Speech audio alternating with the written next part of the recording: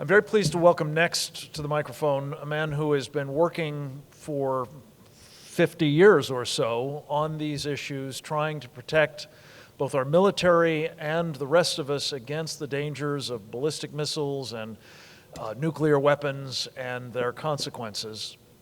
He's Ambassador Henry Cooper. He worked with me in the Reagan administration, among other official functions in the Air Force and otherwise.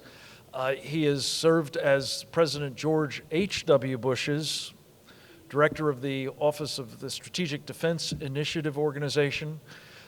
He has continued his service to our country as the chairman of one of our co-sponsors of this wonderful meeting, High Frontier. He is an extraordinary national treasure as well and great American. Please welcome Ambassador Henry Cooper.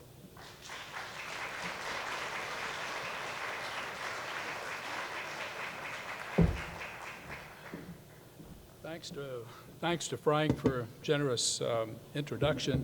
It's good to be here in Iowa. I've noticed from sitting out there that it's hard to see the screen. Go ahead and put the intro slide up. I will have this available on our webpage, and I've tried to make the charts more or less self-explanatory. That's highfrontier.org, www.highfrontier.org. And I also want to mention that Frank and I sort of a traveling team, not Frank too, but Peter and I are sort of a traveling team, and on your chairs was an article we wrote for the Wall Street Journal on these issues, which has gotten a fair amount of notoriety, not only in this country, but internationally. Some of the people out at Northcom, which is part of the subject here, Colorado Springs, took offense at the first paragraph, which says they're moving the headquarters back into the mountain. I want to give you a point of clarification. By headquarters, I meant, when we put this, there once was a major command center there, and that headquarters moved out in 2006 because we had decided that the Russians were no longer a serious problem, et cetera. And Admiral Keating, who was the commander of Northcom at the time, said they were putting it on warm standby, I believe is what they said. What is going on now is they're going back into the mountain, and largely because of the concern about EMP. And what they're doing in going back in with that, quote, headquarters of that earlier era is really associated with, I think it's a program of $700 million that's going into improving the electronics and other aspects of what is important to assuring that the president, who is at the headquarters of our strategic forces, can execute our nuclear weapons if we were ever attacked as a part of a retaliatory strategy. So getting lost in the details of what the headquarters is out in Colorado Springs is to miss the entire point. Point is that our military understands that EMP is a threat, and they're dealing with it, or attempting to deal with it. I have some questions about specifics of what even they may be doing, but that is a problem that's understood there. The commander of Northcom, this is his NORAD function, if I'm using jargon. This is associated with his long-standing role as an authority operating on our defense side. He's dealing with that aspect of his job. On the other hand, he's also responsible for the defense of the United States, the homeland defense, if you will, which includes protecting you, the American people, and we're failing at that job. We're not dealing with it. We're not dealing with the EMP issue, and we're not dealing with a number of other things. I consider the Department of Homeland Security to be dysfunctional. I don't know what your view is. But, and Washington is dysfunctional. So it's truly important that you understand, gain information on this, understand the issues, and begin to take initiatives here at home. Next chart, I think. Well, no, backup one. This is just an outline of what I intend to talk to you about. The nature of the threat, I'm not going to repeat what Peter has told you. If someone were to attack us with a nuclear weapon, though, you can bet that they will also have other means of attacking us as a part of that strategy, which will include cyber, direct formal attack, and so on. And EMP will be a precursor to whatever else they may wish to do with nuclear weapons, because right now it would take us down. Actually, it's sufficient for a nation like Iran or North Korea actually to destroy this country, as has been said. Anyway, I'm going to talk primarily about the EMP threat, and I'm going to talk primarily about missile defense and what we might do to deal with the problem. We need to protect the grid as well, of course, with hardening, and how Iowa can take part in this and what you can do. And I'll reserve the comments that are there until later. Next chart. I'm going to go back to earlier in my career and remember some things and remind some. Well, I see many of you folks are maybe approaching my vintage as well. The EMP threat was discovered by a test series in the early 1960s. And what is shown on this chart is just the newspaper in Hawaii. A 1.45 megaton weapon was detonated 240 miles above Johnston Island in the South Pacific, some 900 miles from Hawaii. Yet it turned out the lights in Hawaii and caused other damage that was there. It also, and this is not really notarized very much, killed 3 satellites immediately, and then 7 more died in the next few months. I know about this. I didn't pay any attention at the time because I was at Bell Laboratories at the time working on a program called Telstar. Does anybody remember what Telstar was? And my wife had given birth to our number 2 daughter the day after Pearl Harbor Day, the preceding year, when we all went in to watch the very first television from Europe to the United States from a large radar antenna outside of Paris to Rumford, Maine, that I helped design. That is one of the things that I still recollect. So I didn't pay much attention to what was going on in this particular event. That's notable because my grandson, her oldest son, is getting a medical degree, and I'm going to leave you amidst the meeting today, I regret to say, to go be a part of the family time that goes with that celebration. You don't need 1.5 megatons to create this. That's a myth that's out there, that this has to be very large weapons and they only belong to a few people and so on. Relatively small weapons, yield weapons, can create the electromagnetic pulse. We did them for the neutron bomb, if you recall what that was back in the 1970s. Other states know about this, and not just Russia and China, but other places as well. Next chart, please. This is just to illustrate, if you can see the picture, the extent, what one bomb over, I'll say Des Moines, really it's Omaha, I think, in the picture, but you get the point. The extent that the electromagnetic pulse can reach in covering the continental United States. One bomb. It would have little impact immediately. People in Florida might see, they might, I don't know, they'd lose the lights like everyone else, I guess. We're doing little or nothing to protect our people against this kind of a threat. Could I have the, well, that's all right. The next chart, please. There's another threat from the south that's going on. I mentioned I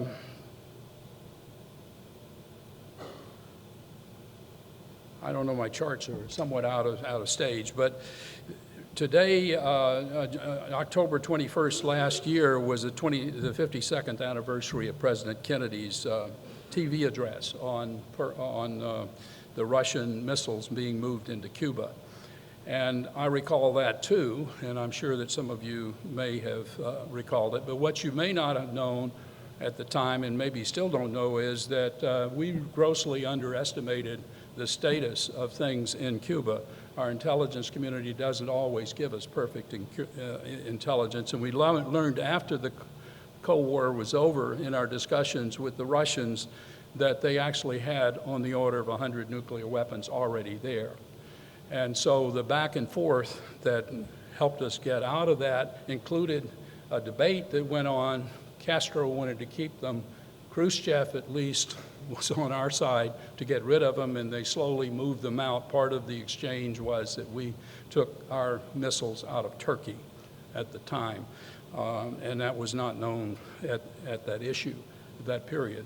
But my point in mentioning this is we don't always know the specific details of what's going on. We dodged a bullet, a threat from the south, and now if you'd go to the next chart, the next point is that we're today confronting another threat from the south. And if you can just see the pictures on this chart, I'll make the points and you can read it later. On the left-hand side of the chart is what Peter mentioned. Just last year, we had a North Korean vessel carrying SA-2 nuclear-capable missiles from the Cold War associated with the Panama Canal and into the Gulf of Mexico. And we have no defense to deal with that threat. I'll come back to that point in a moment. On the right-hand side of the chart at the bottom is illustrated the launches of satellites out of Iran on the left and out of North Korea on the right. Both of those nations have launched satellites that are capable of carrying nuclear weapons. If you put a nuclear weapon on a satellite, you don't have to re-enter the United States to set it off over the United States.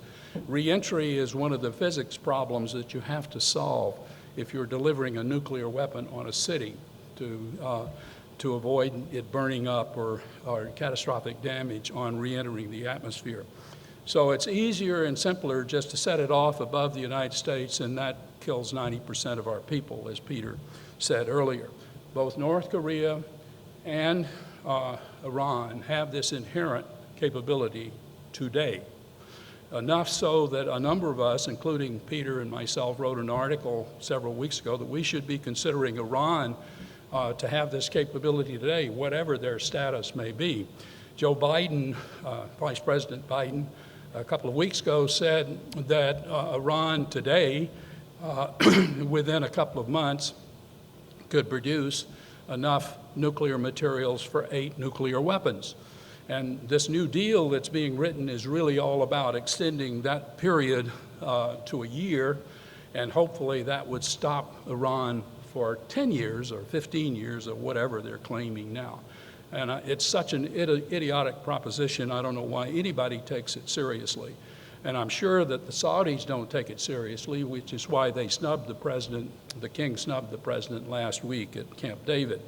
So Iran and North Korea today have this inherent capability. North Korea, by the way, is generally acknowledged to have a dozen or more nuclear weapons today. So they could execute this threat today. No question about that. Next chart. What do we do in terms of defenses? We need effective ballistic missile defenses. Up on the right-hand side at the top is a picture of an interceptor being launched from an Aegis cruiser or destroyer, I can't tell which. One of the proudest things I point to in my watch at SDI is the beginning of that program. We have some 33 ships at sea today. It's growing to 38, I guess it is, by 2015, deployed around the world. And they have the inherent capability, if the crews are properly trained, to deal with at least part of this threat. A couple of years ago, when I looked up the data, there were 2 Aegis cruisers moving along the eastern coast of the United States, for example, and 4 to 6 in port at any time chosen at random. Those systems have been tested such that they, to demonstrate that they could shoot down missiles being launched from vessels off our coast. I don't know that the crews train for that. In fact, I don't think they train for that today. So we're sort of ignoring that particular threat, which is available to adversaries. And in any case, they don't operate in the Gulf of Mexico. So we're wide open for attack from the south. Another aspect of the Aegis system is that if you take the interceptor launch vehicles off the cruisers or destroyers, employing them on land along with the command and control systems and the radar facilities, then you have a land version of what we have at sea. That's called Aegis Ashore, is the name of the system. We're actually deploying the system today. We'll be operational in Romania by the end of this year, and it will be deployed in Poland by 2018, I believe it is. So no R&D needs to be accomplished to demonstrate that this system works. If we wanted to deploy it around the Gulf of Mexico, which is one of the things I advocate, then that could be done very rapidly. Next chart. If you just look at the picture up in the left-hand corner, you'll see a number of places I've noted where such a base, where military bases exist, where such a deployment could take place. One of them, which I'm particularly interested in, is Panama City. It's Tyndall Air Force Base, which is where the 1st Air Force is located. They have the responsibility for defending the continental United States against air attack. And this would be a natural extension of their responsibilities to have an air and missile defense site located on the ground there. This is in Florida. I'm hoping this year to get progress there. I want to go to Texas. Corpus Christi is a place I'd like to see. I went 2 years ago to the folks in Pascagoula, which is where our Aegis ships are built, or some of them are built in any case. And the people there, again, on the ground, are willing to do these things. We'll support them. Again, the problem is how do we get Washington to move and do the right things? I sat in on a review of all our missile defense activities this past Wednesday. Nothing like this is going on to protect us today. So we're remaining in a vulnerable state with respect to things that can be launched at us from the south. With respect to the satellites, all we need, at least for North Korea, to enable the interceptors that are based on the ground at Vandenberg Air Force Base in California to shoot them down, is to put a radar in the Philippines. We have a defense agreement that this administration negotiated with the Philippines. It's a natural thing to do. We have the radars basically stockpile. It wouldn't be a big deal to put it on a base there, and that would enable cover the blank spot for attacks from the south. Next chart, please. I just want to mention, just a point of emphasis, that we should harden the grid. In any case, no defense is perfect, so we want to make sure the grid is hardened. We know how to do it. We did it during the Cold War. Pictured in the right-hand side, I think, is the president's aircraft. We were testing it to simulated effects. We do that sort of thing for all of our military systems, key military systems in the strategic arena. We don't do it for a lot of other military systems, but we do it there. We know how to do it. We know that testing is important, not only in developing the systems, but also in operating them over extended period of times. Next chart. I'm not going to dwell on this. It's already been mentioned. Peter started with it. The sun is going to give it to us one of these days. And if we deal with hardening the systems against the nuclear attack, you take care of this problem. If all you do is address the solar system, which is what some people want to do, you don't take care of the nuclear threat, because there's a high-frequency shock wave that is a leading edge of the EMP threat that is not a part of the solar environment. So it's important to do both, of course. Next chart. I think that dealing with the nuclear power plants is a critical issue. I was going to talk about this as a challenge for Iowa, but at least my review, Google review, says that you only have one nuclear power plant and it produces only 10% of your electricity. So it's not a big deal for you. In South Carolina, it's a big deal for us. We have 5, and it's 60% of our electricity. If you lose the grid, right now, the way those reactors work, they shut down to protect themselves.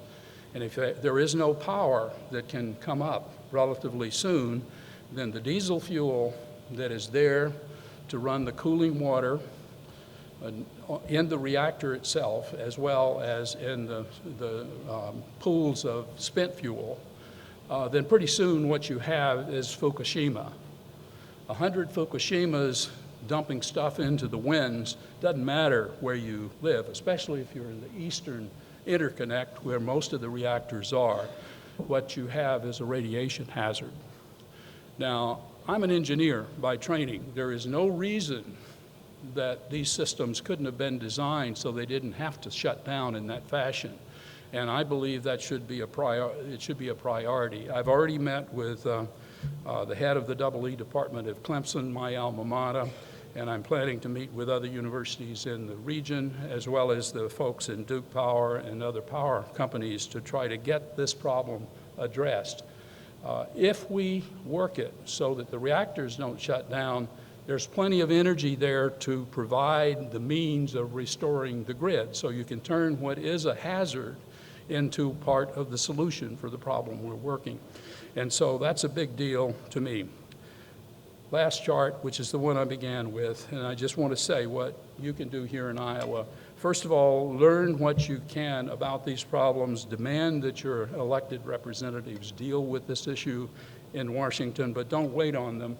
Do as Peter says, try to get your state officials and others engaged in the issue and assure that the nation's power reactors can operate through the shutdown of the grid overall. Even though you don't have but one here, you're surrounded. If you looked at the chart, you have lots of nearby states with many reactors. So get involved, learn what you can yourself, and act. Thank you.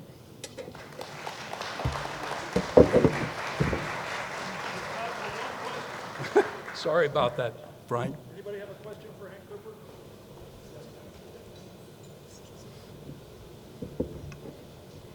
For us to counteract what might be coming, does it require the commander-in-chief to have launch codes to launch certain ballistic defense missiles? And what if the commander-in-chief would decide not to do that? If he's smart, that is pre-delegated for the defense missiles. If you don't have the captain on board that Aegis ship authorized, for example, to shoot down a missile while it's going up, it's not going to work. The system's not going to work.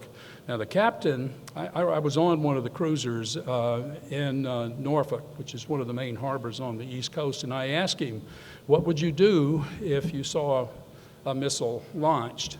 And you're sitting here and you're hot. By that I mean the system is live in Norfolk Harbor. And he said, I'd shoot it down. Right answer. And then we'll pick up the pieces afterwards, whether or not he was duly authorized. But if he checks with his boss, and his boss checks with his boss, and all that stuff all the way up to the president, he can't defend the country.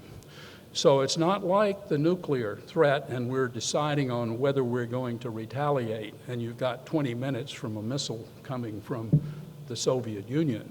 You may have seconds in which you have to act if you're trying to shoot things going up. And that requires a protocol where there's pre-delegated authority to the guy on the scene, and he takes the guff, whatever comes afterwards, if he shoots it down. Thank you.